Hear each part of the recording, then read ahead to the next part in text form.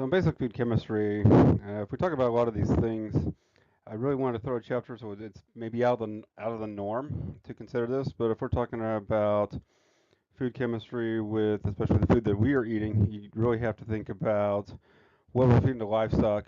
And so we'll just look at feed additives just for a quick chapter, and to kind of give you some idea of what things are out there and what they do. So in this chapter, basically I want to describe the different types of feed additives that are used in livestock production. So what's an antibiotic, what's basically a chemotherapeutic, what's an anthelmintic, what's a probiotic, those kind of things, and give the definition.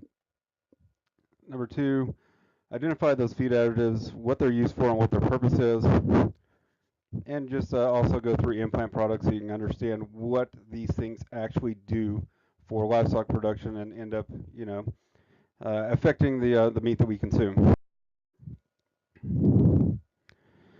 So there's many commercially prepared, basically things in terms of feed additives for animal diets.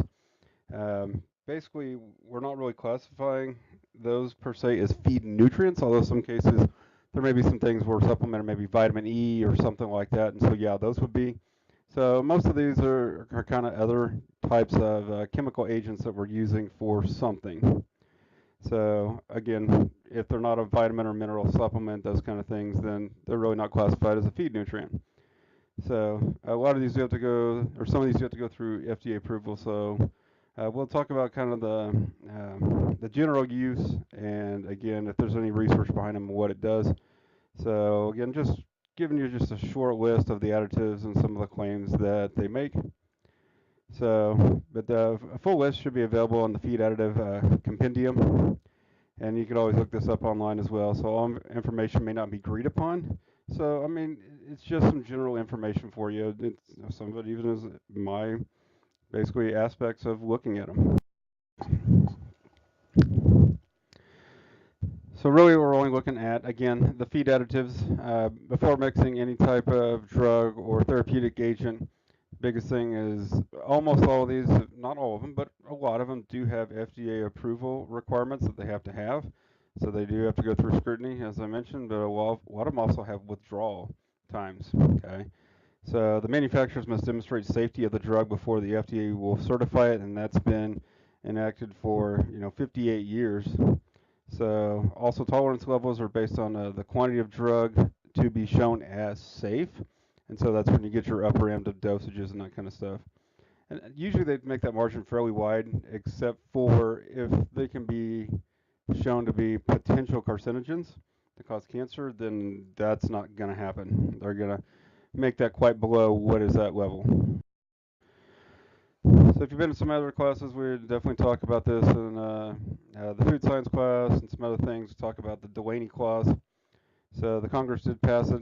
It's a zero tolerance policy. It's basically any substance that, if used as a feed additive, even in minute amounts, that has been shown to cause cancer in human or beast, then it cannot be used. Okay.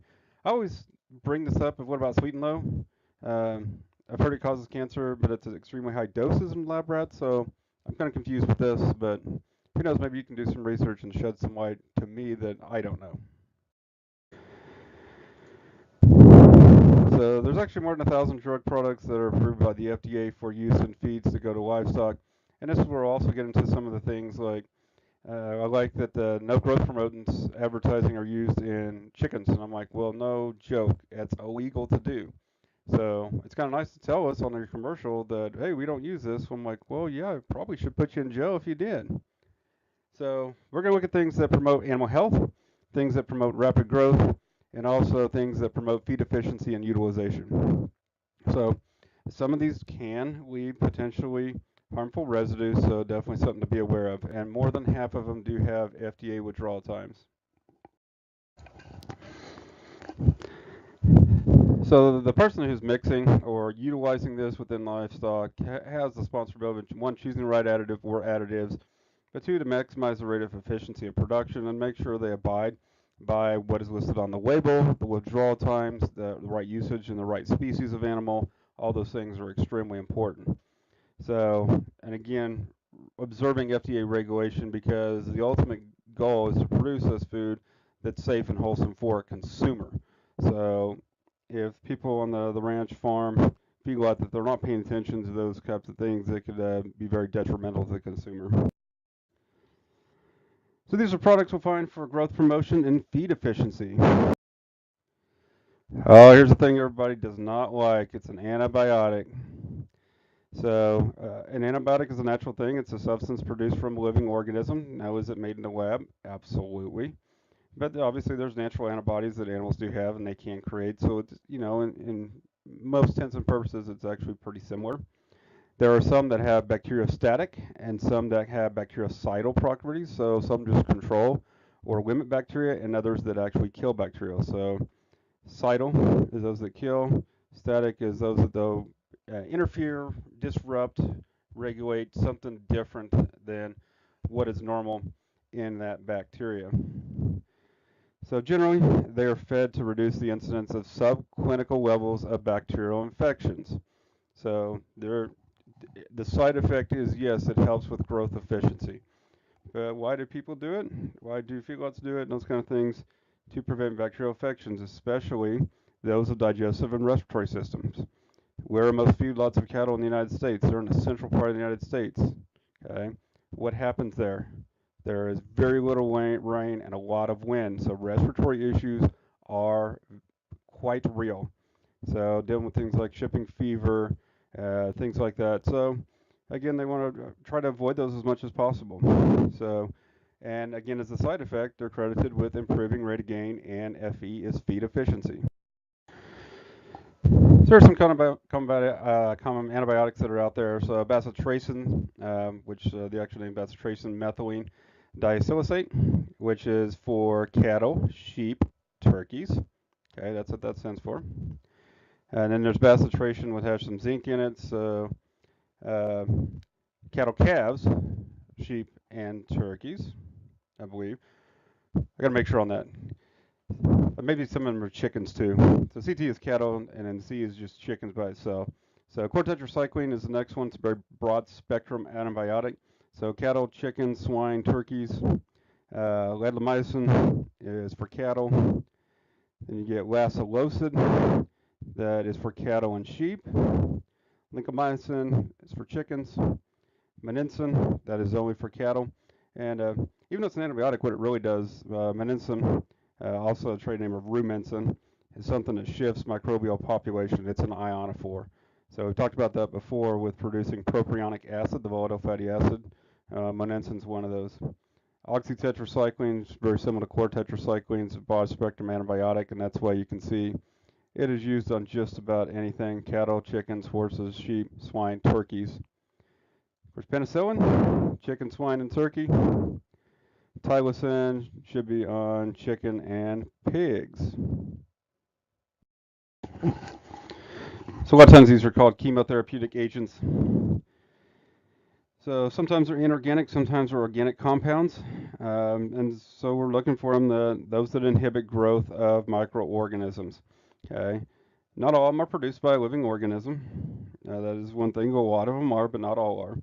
So again, the industry is really concerned about those that do improve rate of gain and feed efficiency. So that's ROG and FE.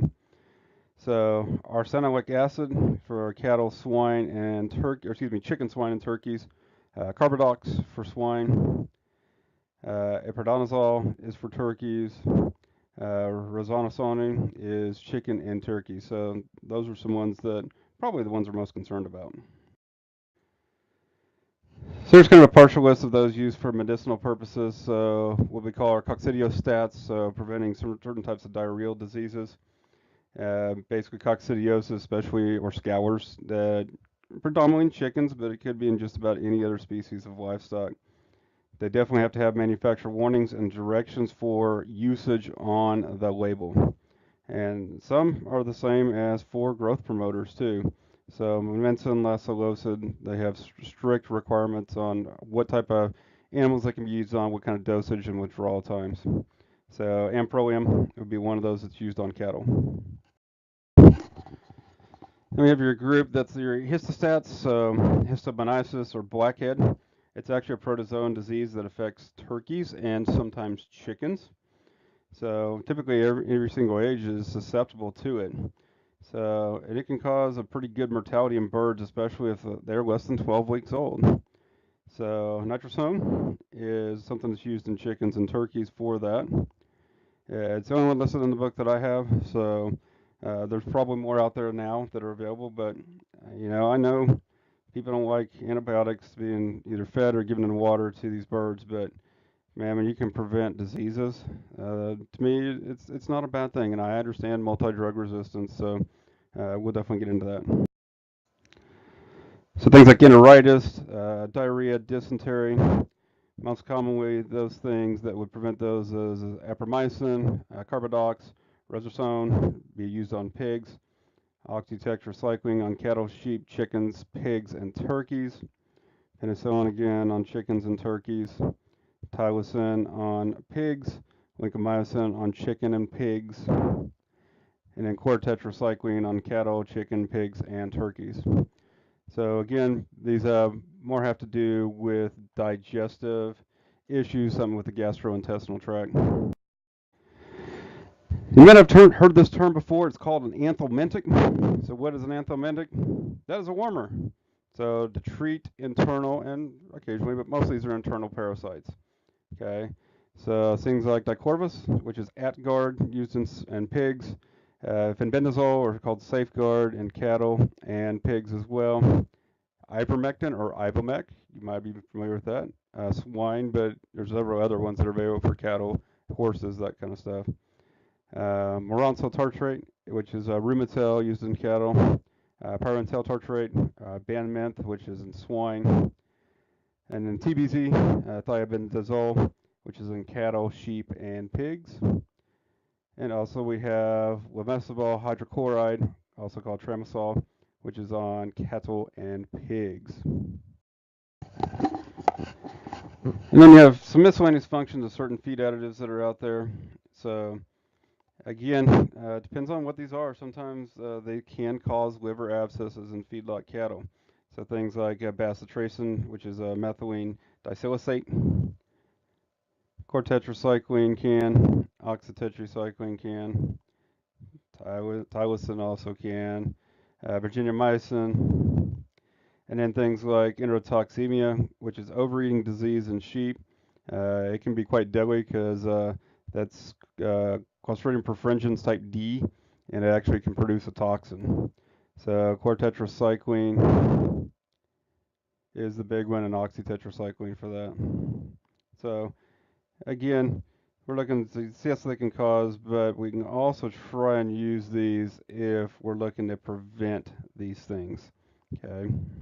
So again, excessive amounts, yeah. There's some of them, and most of the when you get the liver abscesses is more due to just the metabolism of other types of electrolytes in the body. So if you're talking about flight control, methylprene is used in cattle, Rabon in cattle, horses, and pigs. If you're looking for bloat, you're looking at, again, oxytetracycline, paloxolene, also called bloat guard, and then ketosis, which is acetonemia. So basically an acidosis. So propylene glycol, especially in dairy cattle, is what would be used for that. Talking about foot rot, chlorotetracycline is a good one and not listed on here. A lot of times your sulfur-based drugs work very good on foot rot. If you have cattle that are just stressed, chlorotetracycline, erythromycin, oxytetracycline, those are the big ones. So some other feed additives might be included, maybe a buffer or a neutralizer, maybe some antioxidants like selenium or vitamin E. Maybe it's a chemical preservative. They're also using that, going back to the antioxidant vitamin E. It's been shown to increase bright red color in beef especially. So not only can it function well in the body as an antioxidant, but it then has effects going into the meat itself. They might have some pellet binding agents that they put in certain feeds. Maybe it's a probiotic. Basically it controls certain types of population to keep animals regular and have a functioning gastrointestinal tract. So your buffers and neutralizers, they're just about basically lessening the effects of pH that's caused by those volatile fatty acids without increasing the pH in the rumen. So they basically allow that body to function without becoming way too acidic. So that may be something like a sodium bicarbonate or a sesquicarbonate, as well as potassium bicarbonate. So these are very similar to like Tums or Rolaids. Calcium carbonate's another one. Magnesium carbonate. And then there's magnesium oxide and sodium bentonite. So antioxidants, one of the things they can do is they present oxidative rancidity of unsaturated fats. So this is really good for things like chickens, and especially chickens that have a lot of unsaturated fats, but also getting a little bit into pork, those kind of things. Yeah, they may be used at about a quarter pound per ton of feed. So you're talking about a very, very minimal amount. So it could be something like butylated hydroxytoluene, which is BHT. And then they have BHA, butylated hydroxyanisole, ethoxyquin, and there's the one I just mentioned, vitamin E. Your chemical preservatives are used to retain nutritive factors and prevent product deterioration, like from mold or even certain types of spoilage bacteria. So these things would be maybe ascorbic acid, calcium sorbate, citric acid, and a lot of these you think they are used in foods as well, besides just in the animal side. Phosphoric acid, propionic acid, propylgallate. Could be also propylene glycol, sodium metabisulfite, and then also things like sodium nitrite, sodium propionic, sorbic acid. Those things are all chemical preservatives. Then you might have your pellet binding agents, which might include bentonite, like a calcium or sodium bentonite, adipolgite clay, ball clay. You might have lignin sulfonate, also a hemicellulose extract, which would be more natural. But also it could be molasses, so it adds a sweetening effect and also is a good pellet binder. Then the probiotics. There are specific microbial cultures or ingredients that are capable of modifying the gastrointestinal environment to favor healthy tissue development. So some of the commercially available will be Lactobacillus, Streptococcus, certain fungi, so certain yeast and molds, Aspergillus, and Bacillus. So some of these are very similar relatives to what you find as your probiotic stuff that is in certain types of yogurt. So the reasons for using those probiotics would to increase the or change the balance of the beneficial intestinal bacteria, just like they do in humans, to reduce toxic byproducts of digestion, also to reduce the intestinal pH, also to improve appetite and digestion, and then of course some other good effects. They support rate of gain and feed efficiency, as well as alleviate the symptoms of stress. So, as humans, we're using these things for very similar reasons, and so why shouldn't animals, reap some of the benefits if we can utilize them for such? Most frequently, we're using these in newborn animals, so dairy replacement calves, maybe young horses, lactating dairy cows, new feed yard cattle, sick pens, newborn calves and pigs, weaned calves and pigs, various pets.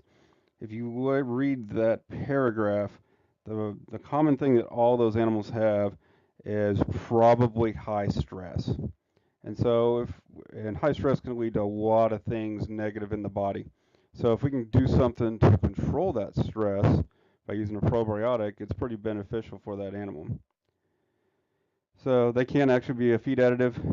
Problem is they cannot have any heat with them, or you can't have long storage. They just lack viability with those. There's actually some water dispensing forms, but you can also give it as a bolus or a gel too. So bolus is just a big pill that you would get the animal to swallow. So we also have hormone-like products that are occasionally, depends on types of animals, are actually given to them. So they're actually very similar. Hormones overall are produced by your endocrine system, so it may be like the ovaries, the testicles, and of course the brain. Certain areas of the brain do produce hormones. So each of them has a very specific function from wherever it is produced. But then we can take some of these and synthetically produce them that act the same as those that are made in the body. They look the same, they're digested the same, they're utilized the same. So we can use them to promote animal growth, like lean muscle growth, increase milk production when they're added with feed, or they can be implanted into that animal under the skin. So one of them is actually a feed additive called melangestrol acetate, also known as MGA. It's basically a synthesized steroid. So a steroid is a fat-based hormone. It's structurally very close to progesterone, and progesterone is the hormone that controls pregnancy. So they actually feed it to feedlot heifers somewhere around a quarter to a half of a milligram per head per day, but it can also be implanted. So basically, it's not effective on a pregnant or a spayed heifer, or it has no effect on a steer either. What it does is it basically tricks the body into almost thinking it's pregnant, and so that these animals do not cycle. And when they do cycle, they will come off feed, and so it decreases their efficiency. So you see some of the claims again. As a growth stimulant, basically has about a 6 to 8% effect on feed efficiency and production or muscle growth, about 5 to 7% on feed efficiency. But the biggest thing is those females do not come into heat. They do not go into estrus. So it also stimulates elevated endogenous estrogen levels. So, so again, some pretty good things of why they do it in the feed yard setting. So implants that might be used, so these are small time release capsules that are typically placed in the ear closest to blood supply, so they can be slowly released over time. So most of them get are implanted that way and have that slow release or gradual release. Again, there is a constant release that's always going because they do have active chemicals in them. So we use them for growth promotion, feed efficiency, but also some control of physiological functions in the body itself. It's very common to use them in feedlot cattle. So here's just some types of implants: Ralgo, Magnum, Synovex or M+, Compudose, Finaplex, Revlar. Those are probably the biggest ones, and of course there's for every 6 of them there's 100 more probably. Vibravogro is an implant pellet, again put in the ear. The active ingredient is Zeranol, or Zeranol if you want to call it that. It's made from Zerolone, which is a natural metabolite of the mold called Gibberella zea. It is actually cleared for use in young calves, growing cattle, feedlot steers or heifers, and also feedlot sheep. It's shown to improve gain, so basically muscle gain, 8 to 12%, feed efficiency 7 to 10%. So the duration of response is somewhere between 70 and 110 days. Cattle can be reimplanted every 65 to 100 days, depending on when the first one is applied. So typically it's about a 36 gram dosage of 36 milligram dosage in cattle, and 12 milligram implant in sheep. So what it does, it's basically allows for the secretion of growth hormone and then retention of nitrogen, and that promotes growth without depositing fat. So it's basically promotes retention of nitrogen in the body that can be used to make protein, aka convert that into muscle or lean growth. So Magnum is about 72 milligrams of Zeranol. Basically, it's double the dose of Ralgro itself. It's best utilized in an initial period of 70 to 90 days on feed, so typically not re-implanted. So you have Synovex or M+. So again, another implant pellet. Synovex S is for steers over 400 pounds. Each implant contains 20 milligrams of estradiol benzoate and 20 milligrams of progesterone, just be of. Synovex H is for heifers over 400 pounds. So it will also have 20 milligrams of estradiol benzoate, but also 20 milligrams of testosterone. So it's kind of easy to think that we're actually pumping the opposite hormone into those animals from what they normally do have. And then Synovex C is for either steer or heifer calves from 45 days to 400 pounds in weight. It has 10 milligrams of estradiol benzoate and 100 milligrams of progesterone in it. Biggest thing, if they're for young calves that are intended to go into veal production, that is not acceptable to use Synovex or M Plus or any type of replacement stock we're going to use for reproduction. So what it does, improved gain 10 to 15%, feed efficiency 7 to 12%. You can reimplant after 70 to 100 days. Again, it just stimulates muscle deposition at the cellular level, and then an increase in secretion of growth hormone, depending on species, called somatotropin.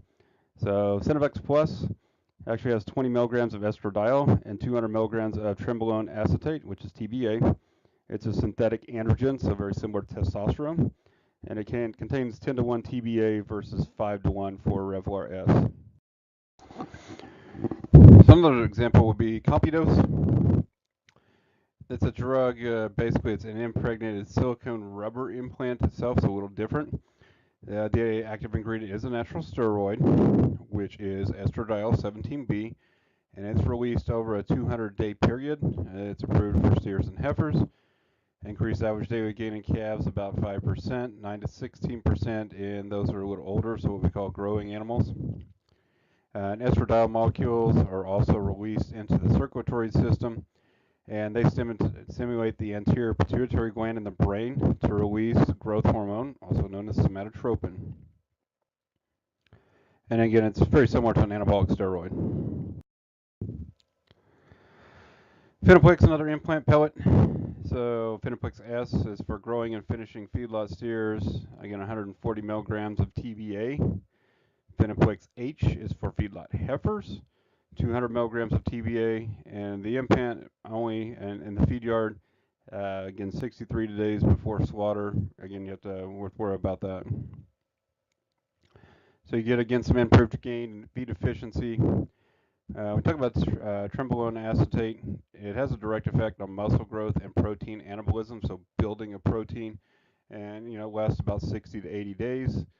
And this is actually true for a lot of them. It's kind of a risk because if you're putting on muscle, you're not actually putting on fat. So it can actually reduce carcass quality grade or marbling. And that's true for every one of them. So that's why some are going away from a little bit as well. Another implant pendant is Revlar. So S is for growing and finishing steers, 120 milligrams of TBA, and 24 milligrams of estradiol. H is for heifers. And so that's 140 milligrams of TBA and 14 milligrams of estradiol. Again, improves rate of gain and feed efficiency. Another one again, and it's again true for all of them, that may reduce carcass grade, quality grade, or marbling. They do actually have some that are for milk stimulation. Now, a lot of this is not used anymore, but I just kind of want to give you the background of it. So it's actually a recombinant form of bovine somatotropin. So bovine means cattle. Somatotropin is growth hormone. So in humans we call it HGH, human growth hormone. In animals, bovine somatotropin, porcine somatotropin is pigs, etc.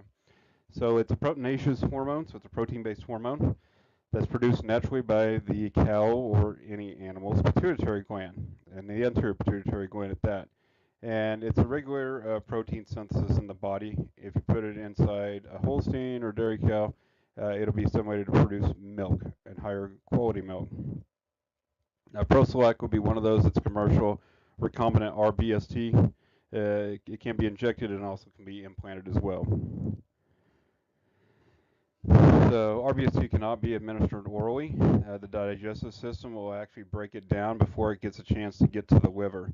So they can inject it subcutaneous every 14 days at 500 milligrams, and of course it can also be implanted. So again, what they do, when you give it, you'll have an immediate increase in milk production by 8 to 10 pounds per cow per lactation. Okay, it's not really going to change a whole lot in milk production or in terms of composition overall. It's just going to give you more milk. So it also has a little bit of delayed dry matter intake, so they actually can consume less food while producing more milk. And so the nutritional requirements are the same as without it. So does it have an effect on reproduction?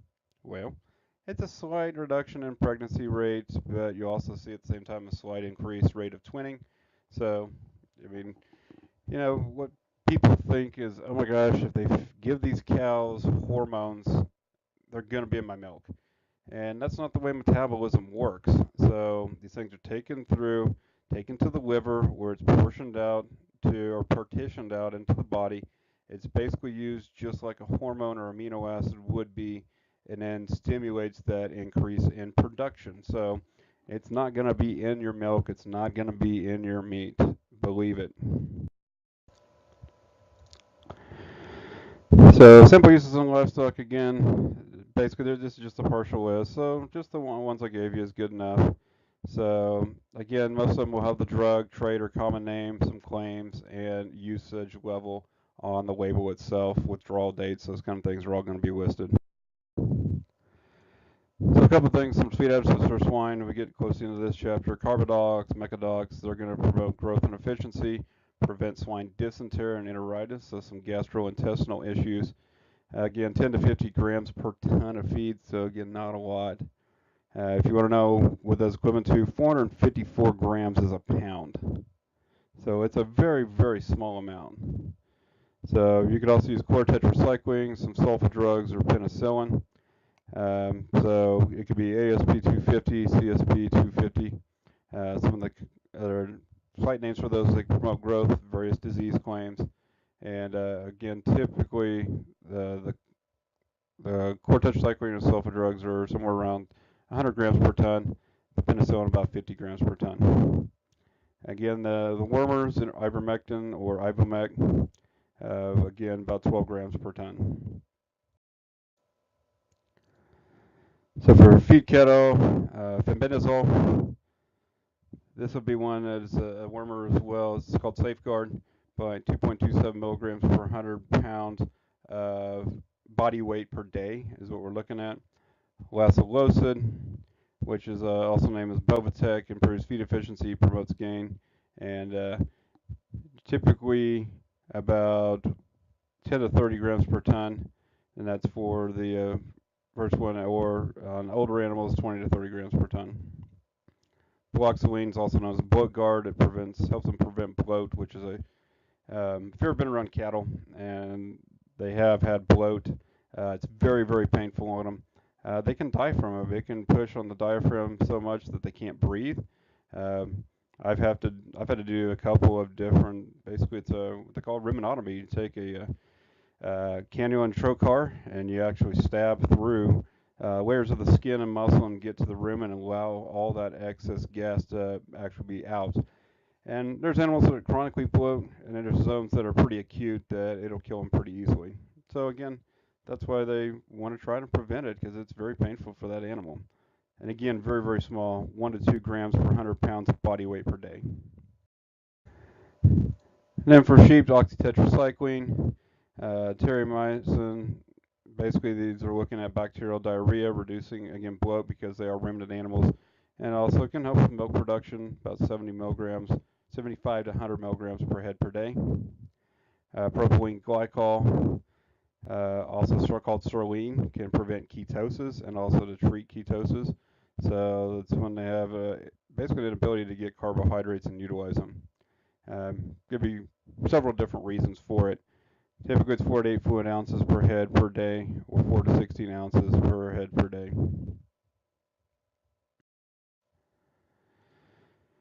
All right, that is your end of chapter 8. Just wanted to kind of give you a little background of some other types of drug additives used in production of food. So take your quiz and move on to chapter 9.